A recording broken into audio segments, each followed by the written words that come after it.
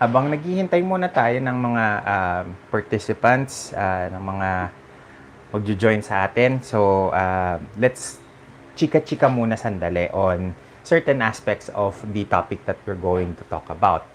Pag-uusapan kasi natin ngayon is the very shocking but not so surprising na article by the New York Post illustrating the Miss Universe being sold to potential buyers. Ayan. So, it should not be a surprise because we've been trying to mention about this for the longest time. I remember that back around April of 2020, actually already had mentioned about the possibility because at that time, ang daming nangyayari behind the scenes. There were a lot of issues about Endeavor wanting to go on IPO, to gain more investors, to gain more funds for their businesses. Pero hindi siya natuloy-tuloy, napopostpone siya because of either weak demand for the IPO or for whatever reason. Ayan. So, now that the New York Post is now saying that yun na nga, may mga issues talaga na nangyayari behind the scenes that gustong i-dispose ng Endeavor yung organization. Medyo nakikita na natin yung cracks that we have been telling since 2020. Ayan, so let's check muna yung mga comments, yung mga bagong dating. Let's show them. Third Foreman. Hello, first timer here. Sabi niya, welcome to the chat. Welcome to the group and welcome to my channel, and I hope na ma-enjoy mo yung natin today, yung discussion natin today. Hajiev, hello, kumusta? Regular ka na ngayon so he's waving, saying na hi, hello. He's saying na he thinks na ang IMG medyo hindi alam kung paano yung anong gagawin with regards to MUO. So I agree. Catherine Mingi is saying na nag-hi hello lang din si Catherine Mingi. Hello there. So yun, I think it's safe to say na we can actually start the ball rolling with regards to the discussion.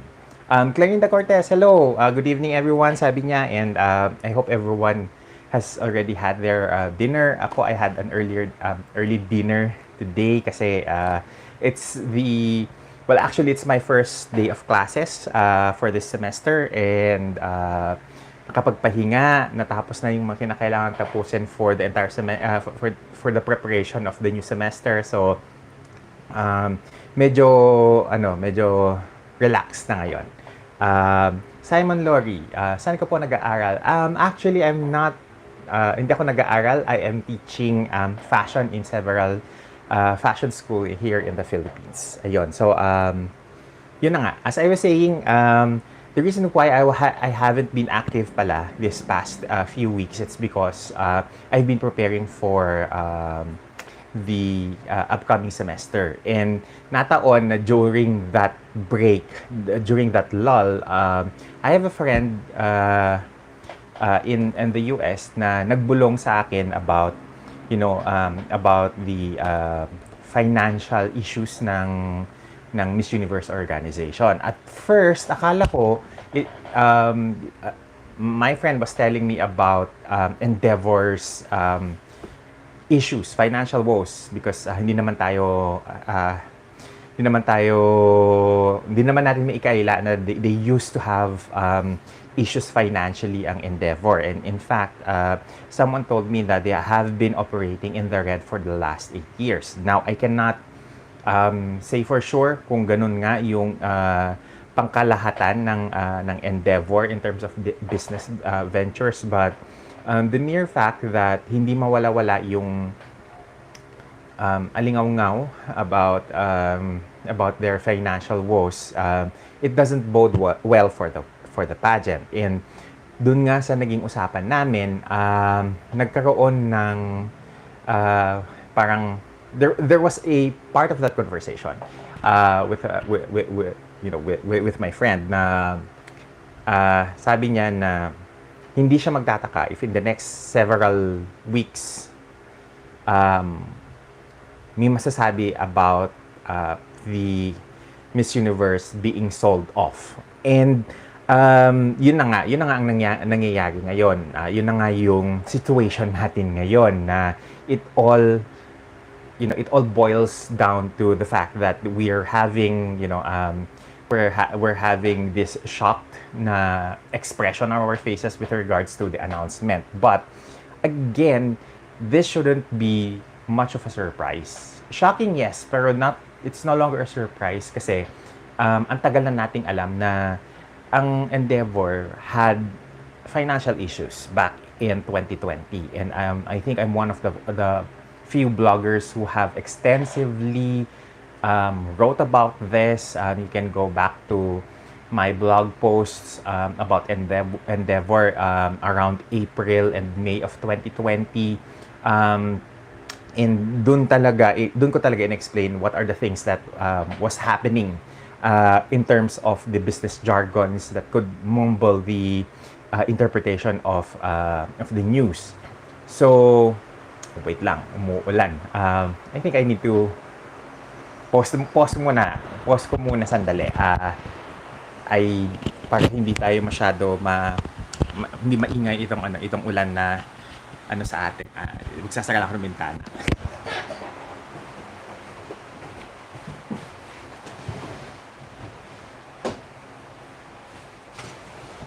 Okay. There, a few windows closed and hindi siya masyado magiging maingay later habang masarap ang kwentuhan natin. Okay, so yun na nga, we were having some mga issues talaga with Endeavor and their finances, and hindi nakakapagtaka na they will be getting rid of mga assets, mga businesses nila na hindi nagpe-perform. Okay, ano muna tayo? Check muna tayo ng mga comments, okay? James Pahati, hello, kumusta? Brandy Kot, Nawat is making remarks na ang cheap daw kung $20 million lang ang selling price ng Miss Universe. Funny coming from him.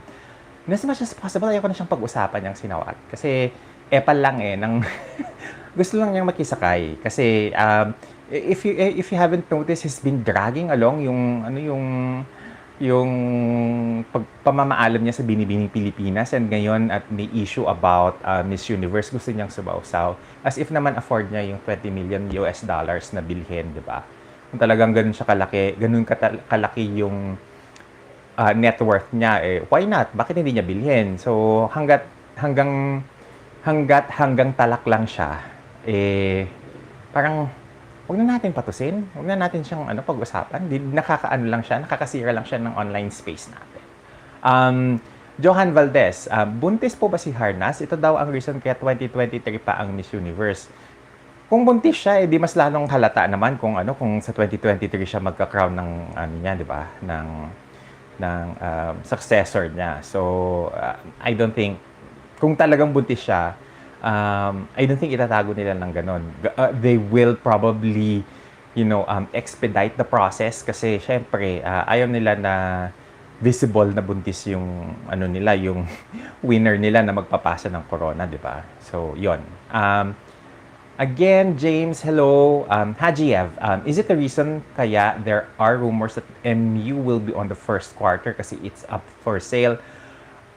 I think may possibility, but I don't think it has something to do with them wanting to dispose of the pageant, but rather siguro talagang wala silang mahanap na mag-host, or hindi nag-agree sila on issues on hosting, whether it's the fees, it's the dates, or whatnot. Yes, James. Ayan, sabi ni James, back in 2020, you stated it, and a lot were in denial, so now they can see it. Ayun. Yeah, yun na nga eh. 2020 ko pa sinasabi na there is a possibility that Endeavor will let go of the Miss Universe pageant, especially if hindi siya performing na asset. When I say performing na asset, it means that financially, they're not earning as much, or they're not, turning over a profit for Endeavor itself. And I think doon sa article ng New York Post, kita doon yung mga losses that ang annual losses apparently lies around $2 million, every year. So hindi siya magandang tingnan on your annual statements, 'di ba? Okay.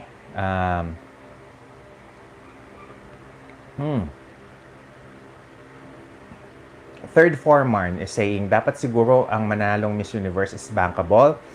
Pero syempre, performer pa din dapat. I agree. But more on that, siguro stress natin yung commercial viability ng winner na hindi dapat sila magkorona ng hindi kayang magpasok ng pera sa organization. I think that's the catch there. Roses are rosy is saying that interested pa rin kaya ang LCS group pati ang mga Kardashians sa pag-buy ng MU.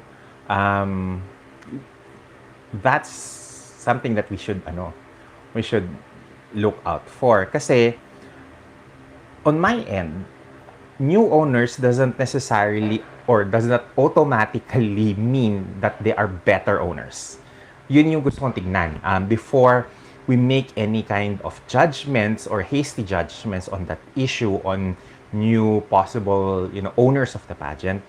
Gusto muna natin makita kung ano yung kaya nilang gawin, or ano yung plan nilang gawin for the pageant itself, because hindi naman siya ganun kadaling makita yung mga results that we want. It takes time, and it so happens that I think Endeavor as a whole doesn't have as much of an idea on what they're doing for something like a pageant. Parang hindi nila forte yung magpa-pageant. I don't think Endeavor's expertise relies on that. Yun. Orlando Junior Fuentes is saying na MUT owners na lang bumili ng MU kasi madami silang sponsors. Ako, I agree with that. Clarinda Cortez, kung si Paraguay pinanalo nila 2021, will it make a difference sa org na mas maging marketable sila or profitable? I think so, especially now that looking at Nadia Ferreira, parang ang glossy niya parate, she's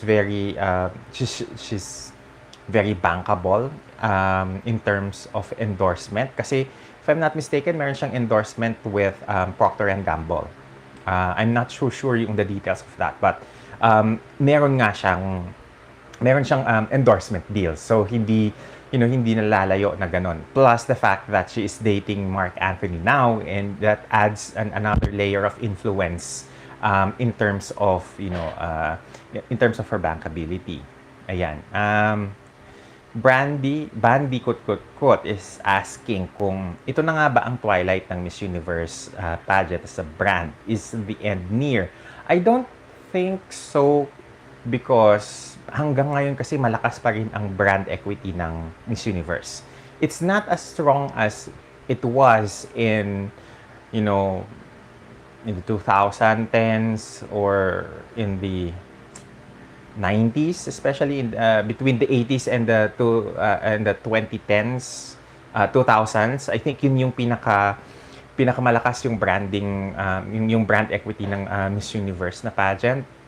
I don't think na it will die unless the organization as a whole makes a really, really terrible mistake for the pageant. So siguro hindi pa.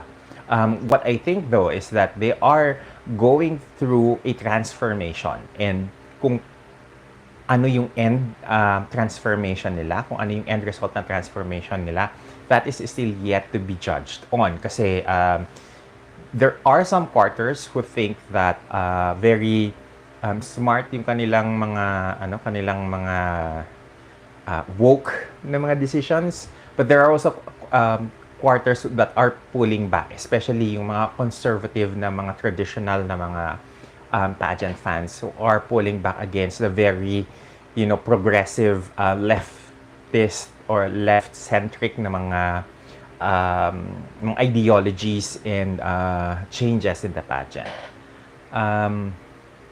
Roses are rosy. I think PR or PH can bring money to MUO if manalo sila this edition since napaka-bankable ng ng dalawang girls. Johan Valdez is saying dapat pala si Nadia Ferreira ang nanalo para umangat yung market value ng MUO. Mark Anthony lang, sapat na. Halos buong Latin countries ng US ang mai-influence nila. Again, that's what we're seeing now. But I don't know kung at that time, it was the right decision for Miss Universe to crown Nadia. Pero ngayon, it looks like because Nadia seems to be more, on the celebrity side of things nowadays. Parang she could have been a good Miss Universe as well, aside from Harnas. Hajiev is saying, I think also, MUO should do a harder job to promote Miss Universe din and what it stands for para may relevance to new viewers. Kasi I feel they cater lang talaga to us fans to create noise. Ramsey is saying, meron bang physical assets ang MUO para sa $20 million? That I am not sure of, but if sa kanila yung mga crowns, yung mga copyrights, yung mga I'm sure most of their assets would rely on the intellectual property and the copyrights property that they currently own. I'm not sure on the assets because siguro yung mga assets nila napaka-konti lang. It might just be, some of the old crowns. I believe they still have, copies of the old Miss Universe crowns like the Mikimoto, like the Diamond Nexus.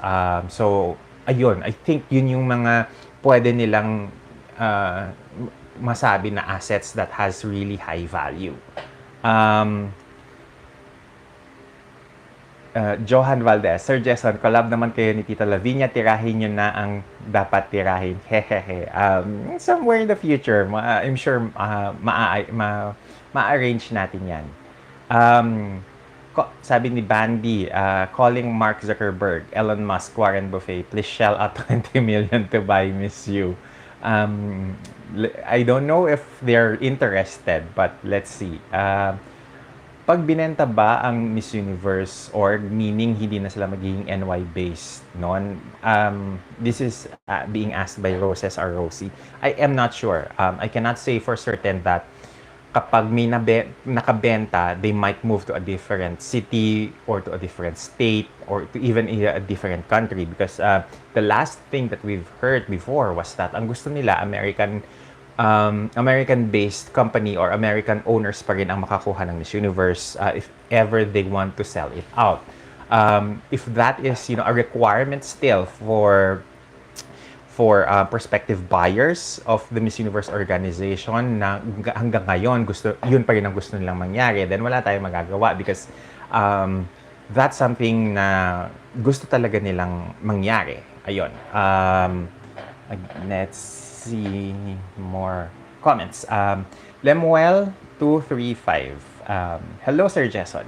MUO 71st Miss Universe 22 might be staged on early January. So that the yung ipangalawang edition, which is the 72nd edition, the countries will be able to prepare the next batch of candidates. With regards to, to the 71st and the 72nd na Miss Universe edition, what we are now hearing is that Miss Universe 2022, which is the 71st edition, is happening not on December this year, but first quarter of next year, probably around January or somewhere around April or May. Now, that is a problematic na schedule because the first, the second quarter of the year, that is usually where national pageants are currently establishing their own searches. So yun yung magiging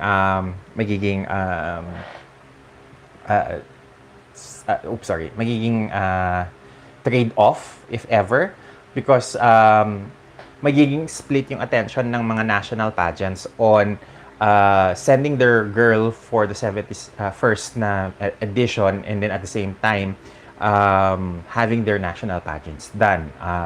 Yun yung, I think, most likely na magiging possible scenario if ever na postpone to somewhere around April yung Miss Universe, especially for the Philippines. Kasi sa atin din sa Pilipinas, March pa lang nagkakaroon na ng mga screenings ng mga applications for Miss Universe Philippines.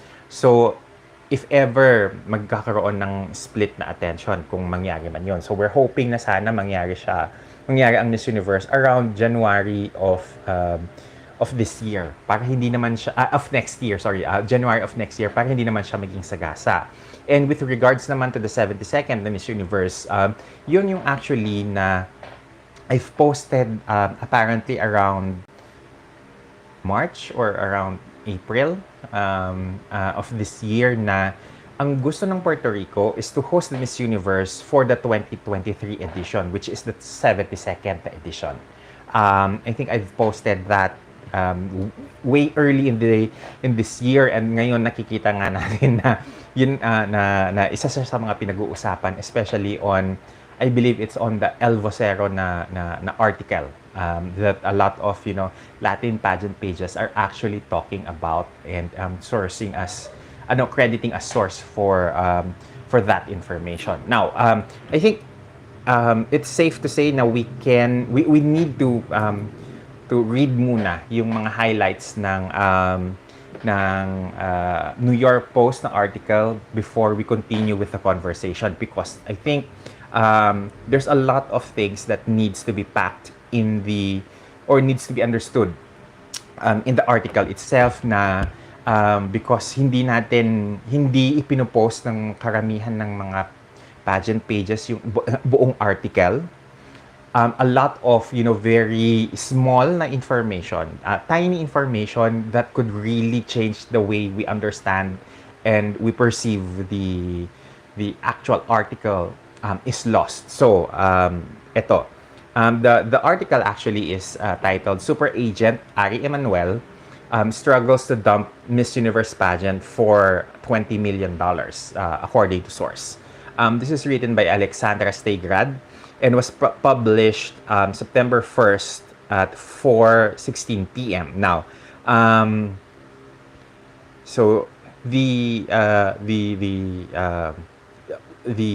one of the highlights na paragraph here says that Emanuel, the inspiration for the fictional Hollywood agent Ari Gold in the show Entourage, has been shopping around his Miss Universe business for the last 6 months for $20 million with no luck, a source with knowledge said. So ibig sabihin, even earlier this year, nilalako na, unti-unti nang fina-float ng owner na ibenta ang Miss Universe organization to a different buyer for the 20 million na price tag. The hard-charging CEO of Endeavor, which owns the Ultimate Fighting Championship and the William Morris Talent Agency, snapped up the beauty pageant organization from Donald Trump in 2015 ahead of his presidential bid. Now, you have to remember that nung ibinenta ni Donald Trump ang Miss Universe organization sa Endeavor, he famously said that he sold it for hundreds of millions. But according to financial statements of Donald Trump, the pageant actually is somewhere between 5 million to 25 million in terms of its worth as a brand. And around 3.4 million yung revenue niya, or I think it's closer actually to 3.5 million. Now, The New York Post mentioned that in the article itself, which makes it easier to believe that Endeavor actually acquired the Miss Universe pageant for roughly around the same price point that it you know it acquired for so kumbaga parang if they are selling it by 20 million dollars, more likely na Endeavor has acquired it somewhere within that same range. Now, the article continues saying that a person familiar with the Miss Universe's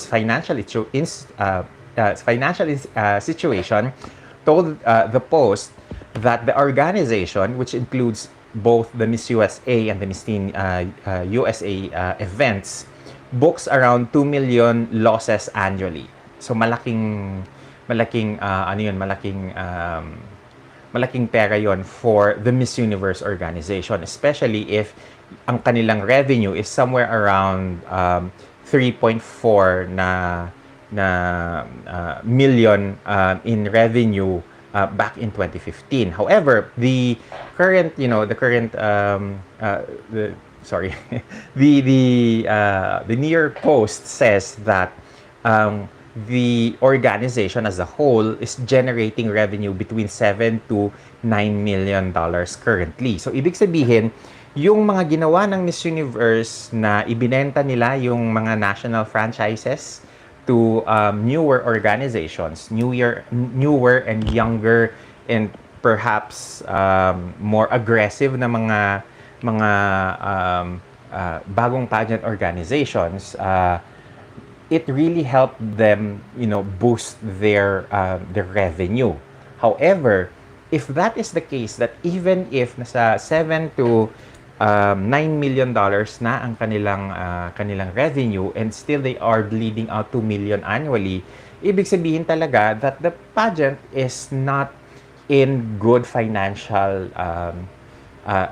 health. It is we can assume at least that kasi if you noticed over the past several years na karamihan ng mga choices or rather karamihan ng mga nagiging steps ng Miss Universe organization was very inclined towards money-making na mga ventures. So, una sa lahat, nakita naman natin that they sold the national franchises for Miss Universe to newer and more aggressive organizations na there was, even a point where sinasabi na around $200,000 yung what do you call this, yung franchise fee ng isang bagong organization who took over a certain national pageant in Latin America, na sinasabi na on the Philippines part, nasa $180,000 yung binabayaran ng Pilipinas allegedly for the new Miss Universe franchise and whatnot. So all of these, new organization are willing to shell out money for the franchise. And then nakita naman natin that we had paid voting systems para makapasok ang mga semi-finalists sa top 20, sa top 21 ng competition. There also are naglalako din sila mga merchandise for certain editions. The ticket prices have ballooned, na tumaas yung cost ng mga ticket prices, and then there was even a time where the only way that you can watch preliminaries of the Miss Universe is only if you pay a certain amount for the live stream. So, ang daming nangyaring mga ganong very money-making na mga ventures ang Miss Universe. So, dun pa lang, it kind of gives us a indication of the financial health of the organization. Now,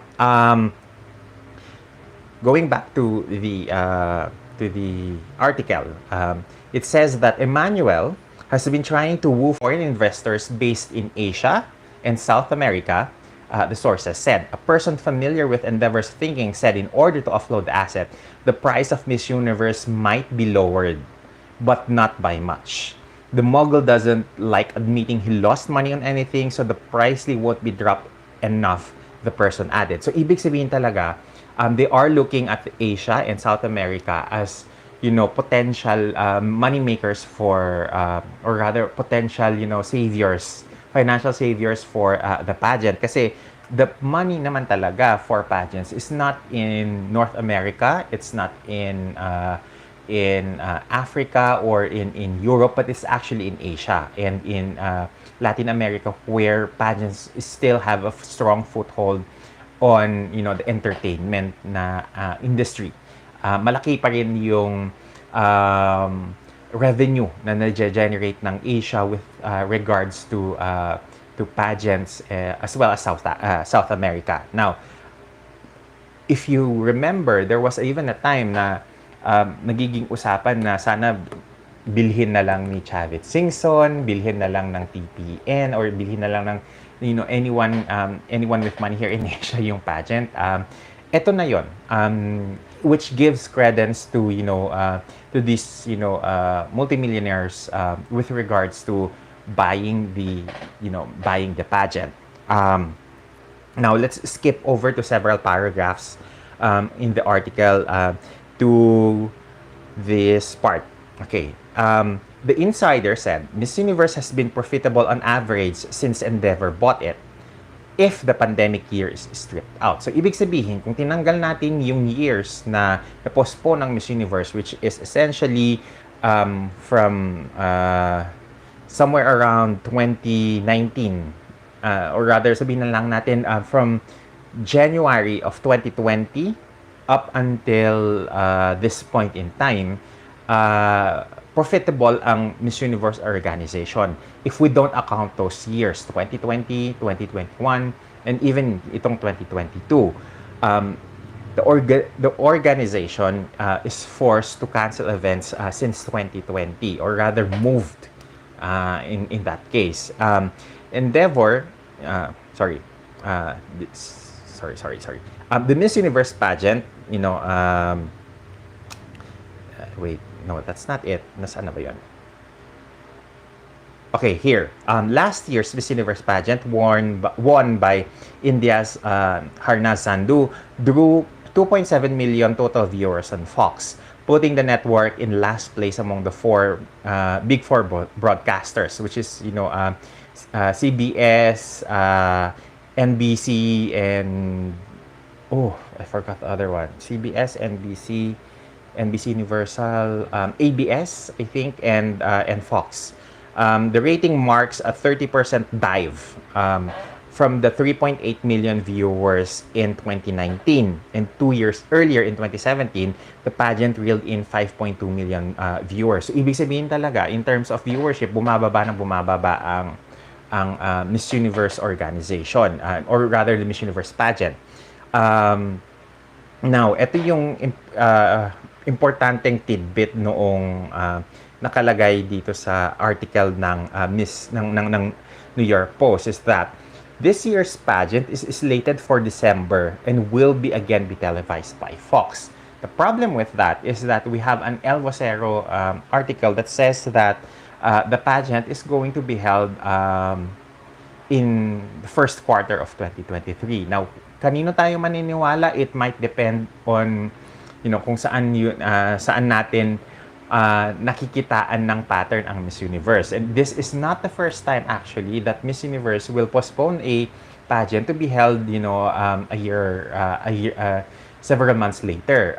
We've seen it in 2015, where Miss Universe 2014 was held in January of 2015, and then December of that year we had Miss Universe 2015, and then in 2017 yung 2016 na edition was held here in Manila on January, and then the Miss Universe 2017 was in December, and then also in 2021 where we had two Miss Universe edition, one in May and one in December. So, medyo ano nga siya, medyo nagiging pattern na siya ng Miss Universe na nagkakaroon talaga ng regular na postponement ng pageant nila. And that, should have signaled to everyone that that's another red flag, kumbaga, na hindi ganun ka healthy ang finances ng Miss Universe organization. Okay. Now, let's go to the part where, okay, ito yung part ng article na medyo masakit tanggapin if you are a pageant fan. Kasi, it says here that for Endeavor, selling of Miss Universe will help it shore up cash for other business opportunities. So, yon. A source said, noting that Emmanuel has many investment ideas in mind. Selling of assets has been part of Endeavor's playbook. Prior to going public, the media conglomerate, which has an investment arm, sold stakes in Epic Games, Maker of Fortnite for about 80 million. So, ibig sabihin talaga na nakaugalian na talaga ng Endeavor that any non-performing asset, they would sell it off in order for them to recuperate yung mga losses at reinvest yung mga yung ano man yung naging profit nila from selling off certain businesses and use it to fund back their other assets or their other businesses that is turning in a profit. So on that end, we can really see how Endeavor operates as a business. Kapag hindi ka nag-perform at hindi ka healthy financially, they can just cut you off and then sell you for how much you're worth and then recuperate their losses. So I think that's very cutthroat, but that is the reality of business. Wait lang let me just pause for a bit. May kailangan lang ako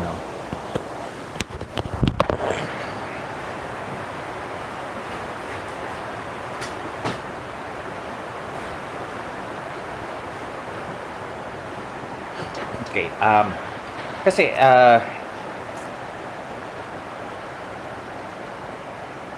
okay. The reason I wanted to highlight yung ugali ng Endeavor to sell off properties that are not performing, it's because it is a common chismis among insider ng pageants na I think I've already mentioned this a few times before na the Miss Universe, or rather the owners of the Miss Universe pageant, allegedly wants that the Miss Universe should be able to stand on its own financially. Yun yung tawag nito, yun yung isa sa mga unang-una kong nabanggit when at the earlier stage of the Miss Universe, overtake or new ownership ng IMG, ng Endeavor sa Miss Universe around 2016 or 2017, na kinakailangan the organization should be able to finance itself. And I think that's one of the things na medyo hindi natin binigyan pansin, but it should have been another red flag among a long list of red flags with regards to the pageant. As you all know, Endeavor is a huge conglomerate of a company, a group of companies rather, and it manages different sections. So on one hand, they have actually 3 divisions. One that is in charge of entertainment, fashion, and sports. Another is the talent management side of Endeavor. Ito yung mga nagmamanage ng mga models, mga actresses, actors, performers. television celebrities, etc. Where Ben Affleck, I think, is one of their talents. A lot of IMG models is part of their talents, and there is also an aspect where I think streaming is one of their divisions. So each of those three na mga divisions, they don't usually overlap. Kaya hindi natin nakikitaan ng mga A-list actors ang Miss Universe na umuupo as judges. Yun yung isa sa mga isa sa mga hinaing natin na sana mangyari, but I don't think that will ever materialize because again, different divisions act independently of each other. So there. Let's now go to mga comments muna before I continue. Kasi meron pa akong gustong sabihin with regards to the Miss Universe pageant. Okay. Medyo marami na tayong mga comments. Lemuel 235 says, hindi, I think nabasa ko na yan. I think it's simply Lurker. Hi Sir Jason, for the next edition, pili po sila ng bankable girls or mag-take risks sila sa girl from a country na never pang nagka-crown, assuming nag-perform. Baka mag-alamis Belize ng Miss Earth. Let's see, kasi hindi natin alam kung paano gagalaw ang Miss Universe ngayon. So, we don't necessarily know kung ano yung game plan nila for the next edition. Johan Valdez is asking, Sir Jason, how Celeste faring in the international pageant rankings? That I cannot say for certain at this point, pero I think may laban naman tayo. The reason why I cannot ascertain what is her ranking in overall scheme of things kasi hindi pa natin nakikita yung kabuuan ng mga candidates kasi hindi pa buo yung listahan. Kumbaga, there are at least around 10 or 11 countries that are going to select their winners this month. So, alam mo yun, with more crownings, mas lalong nadadagdagan yung kinakailangan natin i-evaluate na listahan. Gandaging is saying, si Puerto Rico ata magandang ipanalo this time kasi she's American, Latini, and Black, wider reach and market. Roses or Rosie is saying, what if beta na lang nila kay Crystal Stewart at MUO para US-based pa rin? I don't think Crystal is at the position where kaya niyang pagsabayin yung tatlong different pageants. Miss USA, Miss Teen USA, and Miss Universe. Let's wait and see kung sino yung mga emerging names pa on potential buyers of the pageant.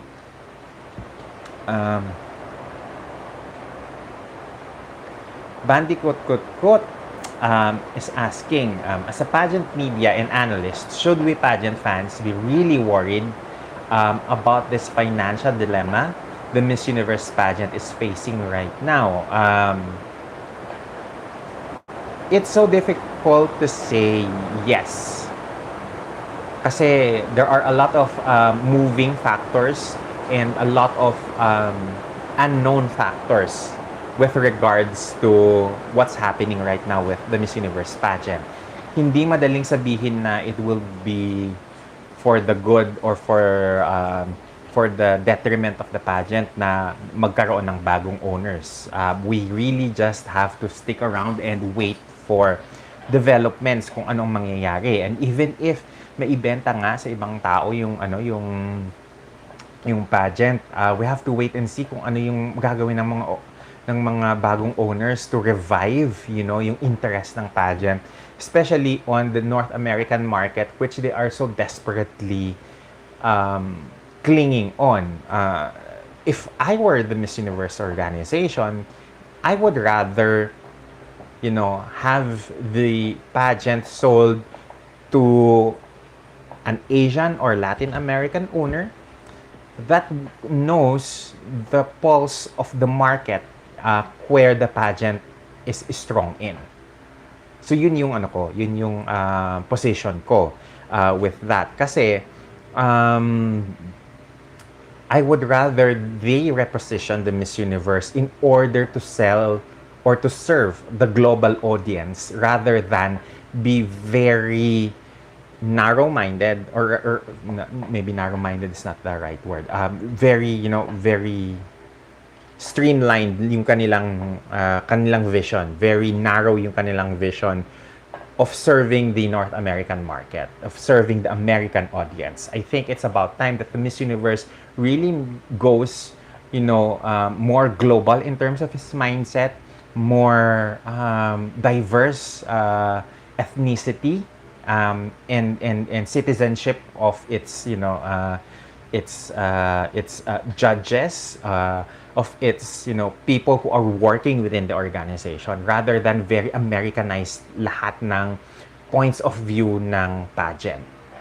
There. Hajiev, naku, wag daw kay Crystal, kundi tataas placement ng mga taga-baba. Remember what you did for Frederica. Ayay. Johan Valdez, of course, hindi natin makakalimutan yun, Hajiev, no? Di ba? Ikaw ang nag-train tapos ilalaglag mo sa sa ranking yung tinrain mo, di ba? Parang okay. Ayun, yun na nga.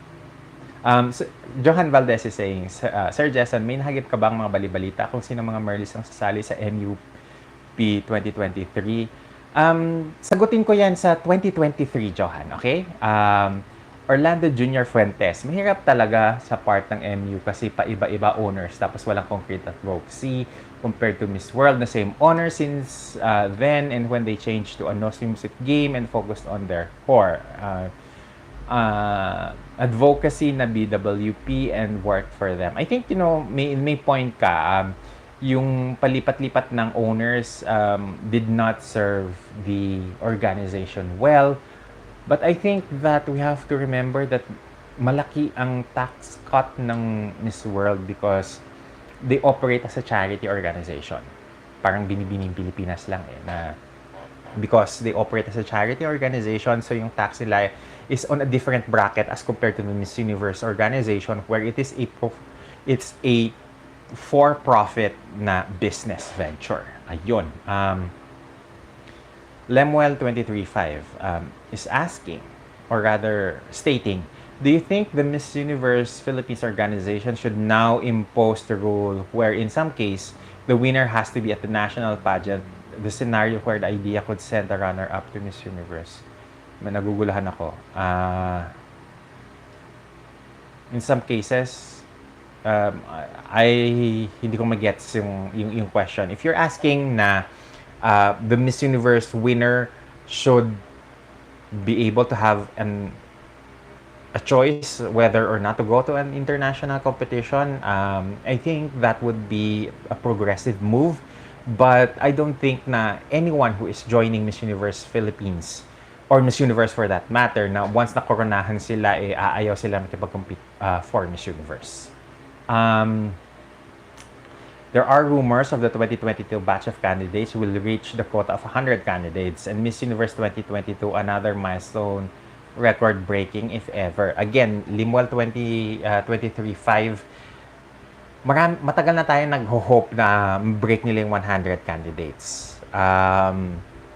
And even if there are new countries coming into the Miss Universe, there are also countries that are backing out. So there is there's a very delicate equilibrium dance between those who are joining for the first time, joining again Miss Universe after missing a year or several years. And there is also that, we're not in the financial position to be able to send a candidate this year, so we're backing out. So, of course, we want na sana ma-hit nila yung 100 na mga countries. But with the rate na they're not making money, or rather they are losing money, and then at the same time, gusto nila na mga countries na sumali may financial capability to pay their franchise fees. I don't think yung gusto natin na mag 100 candidates sila this year versus the reality that they need to charge, quite a hefty amount for franchise fees. I don't think magtutugma siya ng maayos. I am still banking, however, na kahit around 80 to 90 candidates ma-fill ng quota ng Miss Universe this year.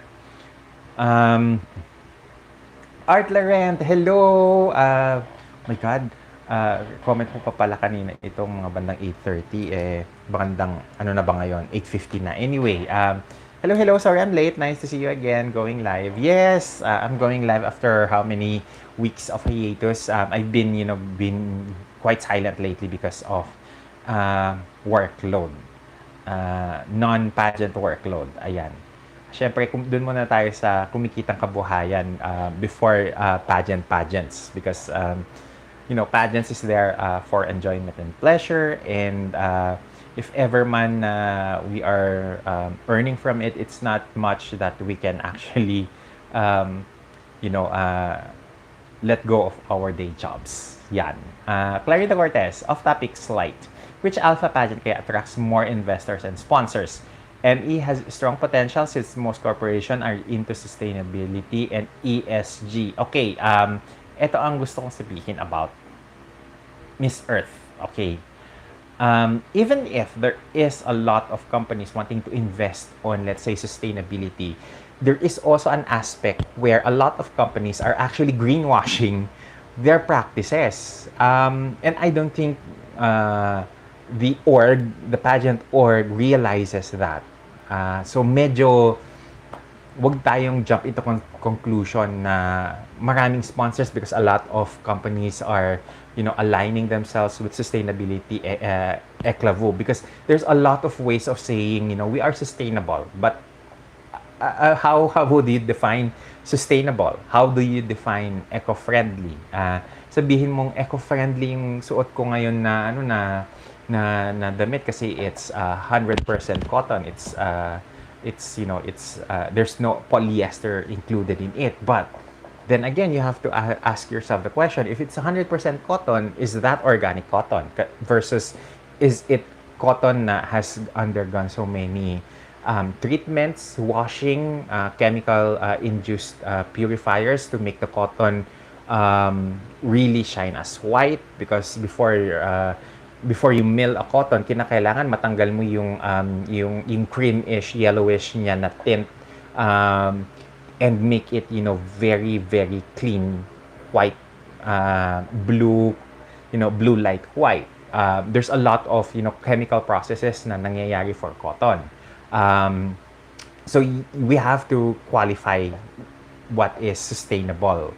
We have to define clearly what is eco-friendly, kasi those are just labels that any brand can slap on in their products na we are eco-friendly, pero they're only 10% of their production is only eco-friendly, the rest is not. So we really need to be more investigative on that matter. Alexa, muntik na akong nakalimot. We'll watch what I missed after. Yes, team replay. Ayan. Limuel, since the next Miss Universe confirmed na wala na si Harvey as host, who's your ideal person to be the next host and pass the torch of hosting the pageant? Right now, wala akong nakikita pa na na gusto kong mag-host. I actually would love sana si Roberts, I forgot his full name, the one who hosted Miss Universe in 2013 in I think his name is Thomas Roberts, in Moscow, or ibalik nila si Andy Cohen. I think what I would want is to have Andy Cohen and Thomas Roberts co-host the Miss Universe pageant, because I want two gay guys to out loud and proud na members ng LGBTQ community to host the pageant, for a change, para maiba, para magkaroon ng visibility on the LGBTQ plus na community on the Miss Universe stage, na hindi napakaliit ng participation nila doon sa judging panel lang. I want them on stage hosting the pageant. Ayun. So, yeah. Why can't we make that happen? Why can't we have two gay guys host the Miss Universe pageant? Kasi right now, ang nakikita natin sa Miss Universe, ang mga nagiging visible na mga personalities ng Miss Universe organization are the women. We have Amy Emmerich, we have Paula Shugart, we have the likes of Esther Swan, and their social media team that is composed of a lot of ladies. So we really need naman something to counterbalance, yung what do you call this, yung organization, yung nakikita natin na visual sa organization.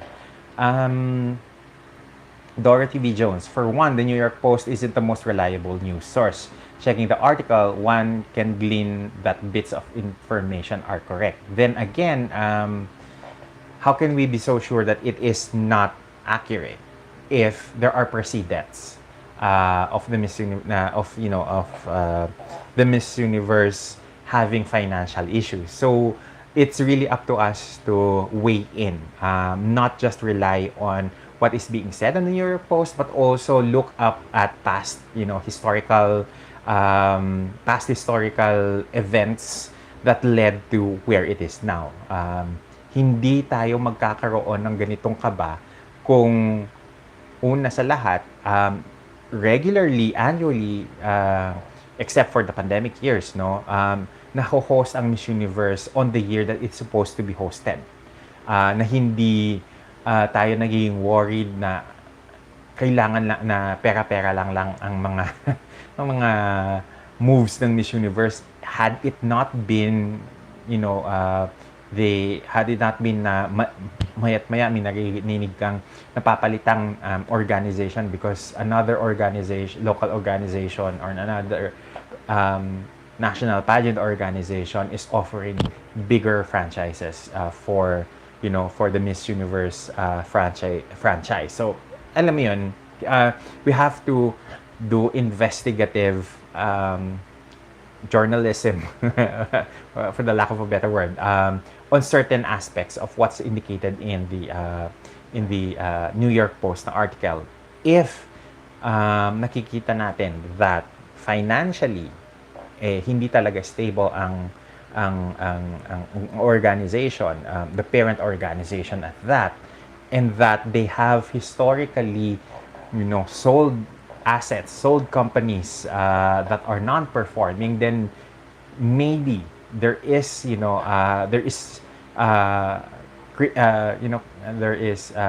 weight to the story posted by the New York Post. Ayun. Nico Veneracion, hi sir, nakaabot ako, yehey, hahaha. Nakakalito na itong MU ha. Sana i-held nila within this year kahit sa LA or Las Vegas na. I don't like the idea of skipping a year again. Ang hirap din kasing sabihin na sa Las Vegas na lang or sa US na lang kasi honestly talaga kapag sa US ginaganap ang Miss Universe, laging may palpak or may issue. Either ang seats mo na pagkamahal-mahal, na magbabayad ka ng $250 for a seat, tapos bleachers lang pala. I mean, basketball court lang pala yung pagheheldan ng pageant, o kaya mezzanine yung preliminaries, o kaya may mali sa announcement, o kaya from the usual 14 to 15 day or 16 day na pageant, naging 10 araw na lang. So there's always been something na kinda off whenever the Miss Universe is held on US soil. So, Roses are rosy. Sir, may mga chichi na ba about kung sino ang possible buyer ng MU? Sa ngayon, ayoko pang pagtuunan ng pansin kasi wala pa namang nababanggit. But, they are really inclined for for someone na may US roots. Mr. International kay Lemuel 235, Mr. International Philippines organization is becoming the biggest male pageant organization in the country with 6 crowns, hoping that they add a 7th crown with Mr. Supranational. Okay. Jade Talingting, is there any institution, any organization na can merge with Miss Universe, or it's solely owned na org? as a backup, there should be a company who acquires it. We are preventing from being folding in the future. Ang hirap din kasi ng merger eh. Kasi una sa lahat, kapag may merger, it is always the bigger entity who will take over the smaller entity. So, in terms of an organization, a pageant organization, is there any other entity na bigger than Miss Universe who can take over Miss Universe? Or is there a pageant personality for that matter who can do that? I think the logical thing to do there actually is to find someone outside of the pageant industry, maybe in the entertainment industry, who will acquire the Miss Universe pageant. Yun lang. Kasi kung aasa tayo sa within the industry, I don't think there's a lot of people or personalities na kaya yung 20 plus na or to earn $20 million na price point ng Miss Universe na pageant. Okay. I just wanted to go back to an article titled The Facts and Financial Woes of Endeavor. You know, in that article, nabanggit doon kung gaano kalaki ang this was back in 2020, no? Nabanggit doon kung gaano kalaki yung debt yung utang ng Miss Universe or rather ng Endeavor. Sorry. And in a follow-up article to that, I mentioned about what are the possibilities na pwedeng gawin ng Endeavor in terms of how can they stay afloat. And I offered several, possible scenarios. One of them is mag-cut out sila ng jobs, mag-cut out sila ng manpower, mag-trim sila ng people within the organization, and mag-lay off sila ng mga workers that can be made redundant. And they did that actually in 2020. There were, I think, at least 2 na job cuts to trim the organization of its extra na fat in order for them to stay afloat. And the second scenario is that they sell the Miss Universe organization or any non-performing assets. And I think that is what they are doing now. Imagine niyo, 2020 pa lang, I was already thinking years ahead on what the Miss Universe organization's parent company would be doing in order for them to stay financially afloat. And eto na nga, nandito na tayo sa sitwasyon na ito ngayon. It is not surprising simply because I have already predicted possibilities years ago, a couple of years ago. And for it to see it happening now is not surprising, but it still does not negate the shock of the article. And kung totoo na the Miss Universe organization is being sold by the parent organization, and nangyari siya talaga, then we have to expect major changes to come with the pageant. And ano yung ibig sabihin nun? Either there will be a change in the organizational structure of the Miss Universe organization, meaning the heads down to everyone in the rank and file, there is a possibility for them to either merge jobs, lose jobs, or get promoted, get to be made redundant, or even stay at the status quo. Pwedeng mangyari na magkaroon ng bagong leadership with the Miss Universe organization. Pwedeng mapalitan ang mga heads ng org. That's a possibility. Another possibility is that they will retrench, sorry, not retrench is not the word. They will restructure the mismong pageant itself, which means na pwede nilang gawin na in the next editions ng Miss Universe, everything that that can be made into a money making venture, they will try to do so, or make it or turn the organization to a different direction by making it as a I don't know, non-profit na organization instead, or they can make it, you know, a reality show. They can make it episodal na na na series, na limited series. So there's a lot of changes na we don't know can happen. There is also another possibility na they would make it more of an entertainment show instead, in order to increase yung entertainment value ng pageant para tumaas ulit yung ratings nila. So we cannot really say what can happen, but there are possibilities na pwedeng dalhin ng bagong owner ang Miss Universe pageant into. With that being said, I want to reiterate that new owners does not necessarily mean better owners. Kaya we really cannot judge or say for sure if the next moves ng Miss Universe organization will be for the betterment of the pageant, or will it be detrimental to the pageant. So I think that's the takeaway from here. The Miss Universe being sold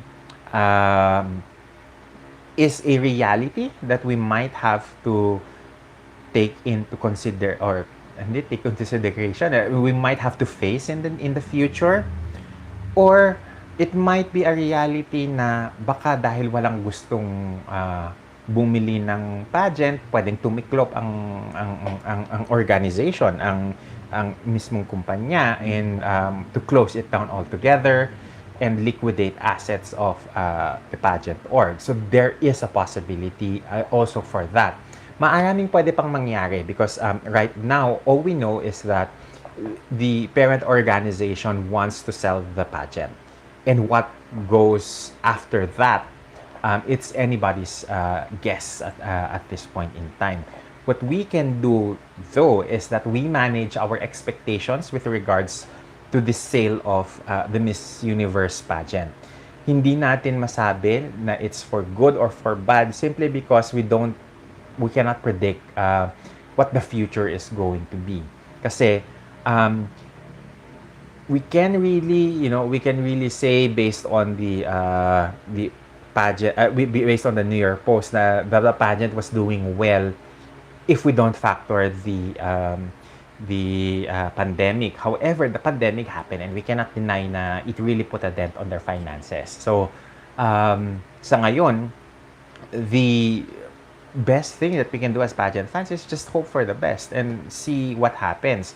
We are powerless in that regard because wala tayong stake at how the Miss Universe pageant is run or how it is financed. So yun yung reality na kinakailangan natin lahat na i-accept at this point in time. Kung meron mang gustong bumili ng pageant, then it's good for the pageant because it's better off na meron silang owner rather than wala, right? It's better off that there is a person or there is an entity, whether it's a person or a business entity, who will finance the Miss Universe organization because they really need to be able to be saved from just being liquidated.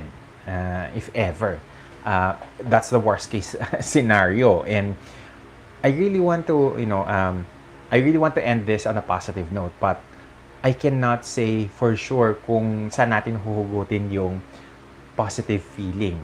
But at least for now, let's just manage yung expectations nating lahat in terms of how the pageant is going to be run by the new org if it's being sold, or if the endeavor is a or if the endeavor the heads of the endeavor group of companies is able to find ways to salvage the pageant without having it, sold to a different entity. Ang sa akin lang is that I think it's about time that we have to accept and realize that ang endeavor parang hindi nila forte ang pageants. They have, stake at entertainment, at sports, but pageants, I believe, is a different, beast altogether na hindi pa nila alam kung paano nila laruin, paano nila i-handle, paano nila i-manage. And I think if talagang pigang-piga na ang endeavor creatively kung ano ang gagawin nila with this business, then I think baka mas ikabubuti pa ng pageant that it gets sold to new and possibly and hopefully more creative and more passionate owners when it comes to pageantry. So yun lang. I think